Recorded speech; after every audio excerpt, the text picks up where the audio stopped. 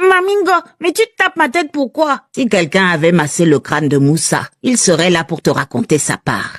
Je vais vous raconter pourquoi on ne siffle pas la nuit. Chez nous en Afrique, on dit que la nuit appartient aux esprits. Et s'il y a bien une chose qu'il ne faut jamais faire quand le royaume des ombres s'installe, c'est de siffler entre les murs de ta maison.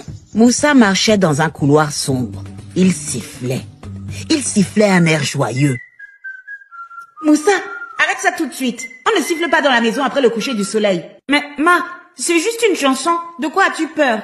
Le sifflement, c'est leur langage. Si tu siffles, ils pensent que tu les invites à dîner. La mère de Moussa a quitté la pièce. Mais l'enfant est têtu. Il se remet à siffler.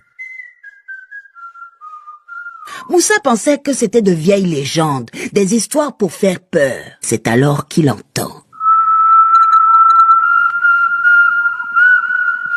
Il s'arrête net. Le sifflement reprend. Il pensait que c'était sa mère. Mais c'est alors qu'il comprend. Il entend une voix qui lui dit « C'est une jolie mélodie. Je suis venu de loin pour la chanter avec toi. Pourquoi on ne continue pas ensemble ?» Moussa veut crier, mais la peur le paralyse. Son teint même devient blanc, livide.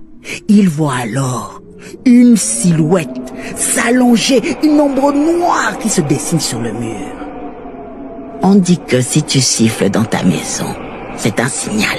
Tu les appelles. Mais est-ce que tu veux véritablement savoir qui tu appelles?